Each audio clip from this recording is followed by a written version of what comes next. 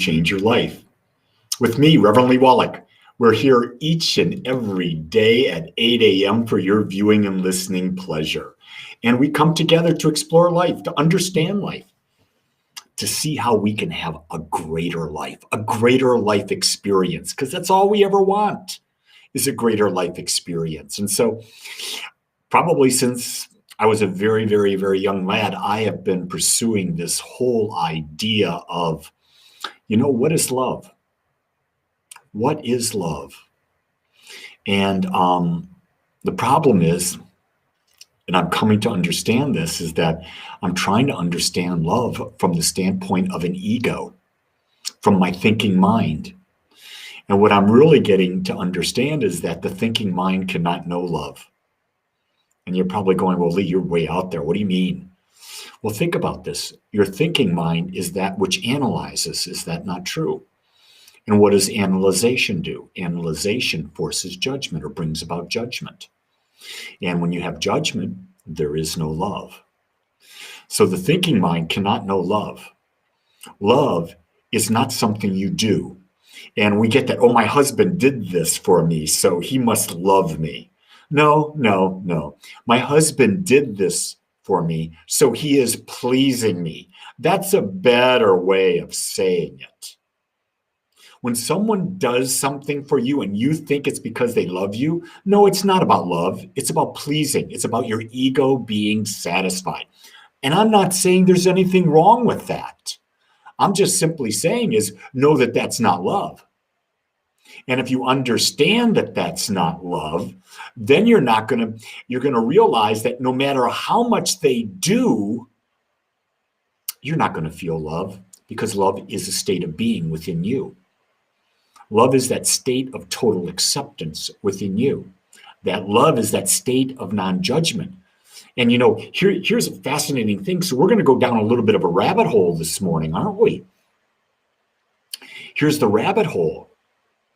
Love can only experience in this moment. It cannot be experienced with the past in mind or with the future in mind.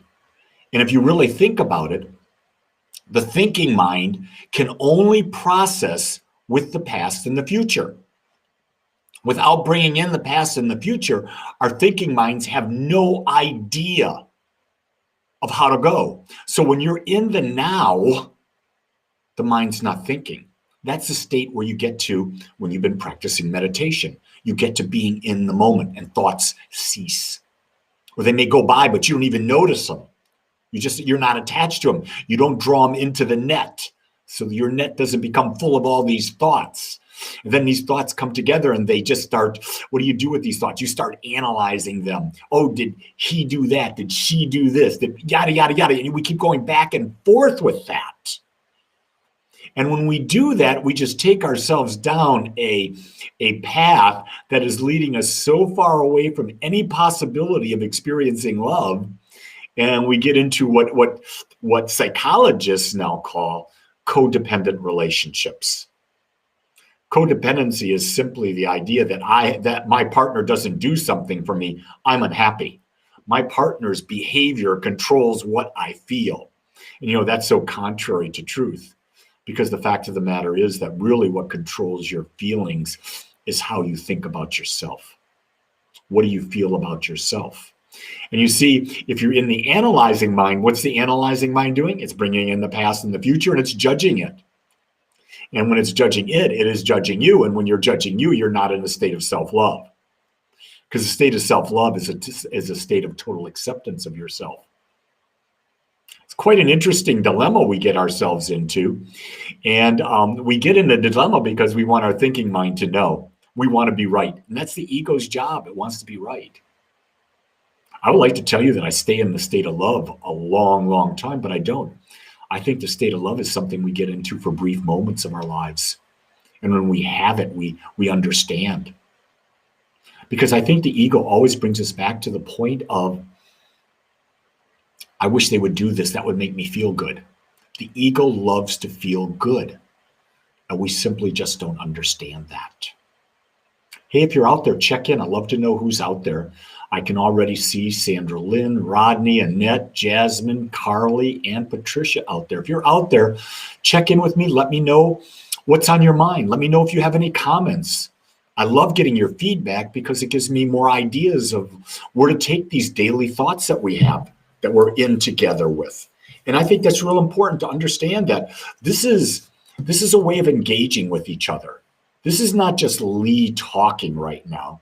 This is Lee sharing with you his thoughts, his ideas. And here's what I also know. There's only one mind. That's the infinite mind. And each of us we're thinking into that mind. And what's ever in one mind could be in another. We can actually communicate without words. I think that's the next dimension. I think that's what we're moving toward.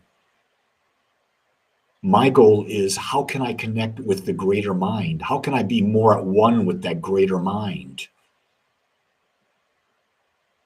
How do I transcend the ego and yet still be with the ego and have the experience of life? I love the experience of life. It's why we're here, isn't it? Without contrast, we couldn't experience. So here's the thing, accept contrast. That's love. Accept that a person has both sides to them. That's love. Most importantly, accept that you have both sides to you. That's self-love. I'm going to tell you, until you can do it with yourself, you can't do it with anybody else. Just fascinating. I'm going to go off topic a little bit. Probably not off topic, just in a different vein. Have you noticed, are you paying attention to how aware are you? What are you really aware of? Are you aware that there's two sides to everything? Or are you polarized in one direction or another? And then in that awareness, have you noticed how everyone seems to be not aware? Very, very few people. My perception is, I don't know this to be true, but my perception is people are thoroughly not aware.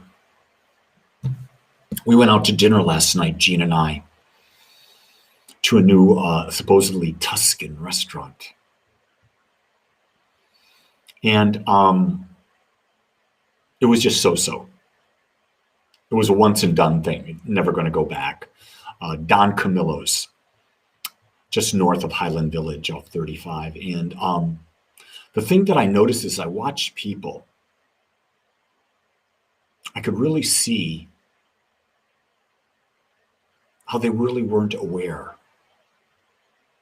I could see that. And again, I'm going to tell you, it was my judgment. I'll call it discernment, but it was my judgment, looking at the outer and saying the outer is demonstrating the inner. And I thought about that as I was doing it. And it was really clear for me that the outer of us is always an expression of what's inside. My body, this outer body, is an expression of what I believe about myself. Now, I can't change the fact that I have gray hair. I could if I dyed it, but that's not naturally me, and I'm a natural person. I can't change the fact that I don't have a big bone structure. No. I can't change the fact that at my age I have these wrinkles. No. But what I can do is I can make this body a vessel through which I can fully experience life to its magnificence. I have that power, and I use that power. And what I find is that people give away their power. Rodney says something very fascinating. He says, I notice as I gain more awareness, I find myself being more and more alone. I'm right there with you. I'm right there with you. And yet you're not alone. Do you get that? That's the fallacy. That's the paradox. We think we're alone, but we're really not. The ego thinks we're alone, but the fact is we're connected with everything that exists. We're part of the oneness. So you're never alone. You just think you are. And that's the ego screwing with you. Screw me, because I go there all the time. I say, man, is there anyone I can talk to that's aware? And I realize I don't need to talk to anyone. I need to talk to myself about that.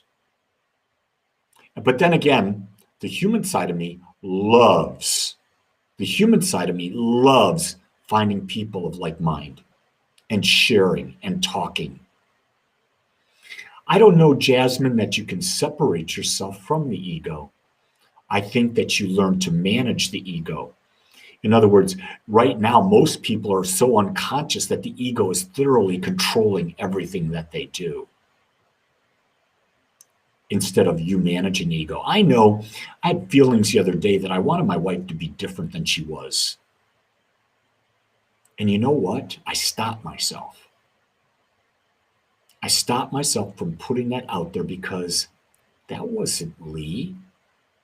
That wasn't Lee that's loving. That was my ego wanting something to be different, to fit my mold. That's how I control the ego, realizing if it's not my business, stay out of it.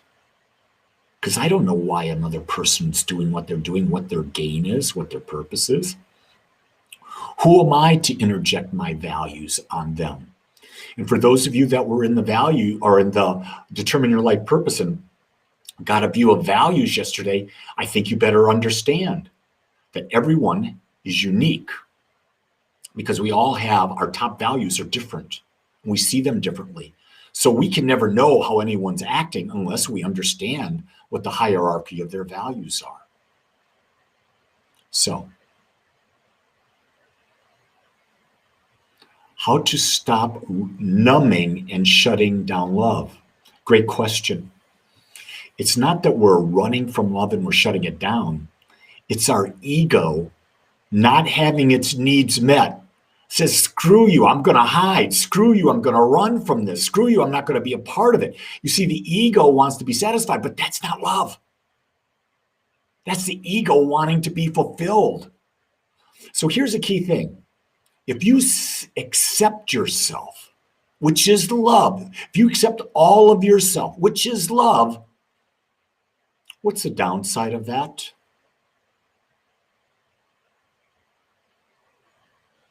Can't think of a downside. You stop judging yourself. That's good.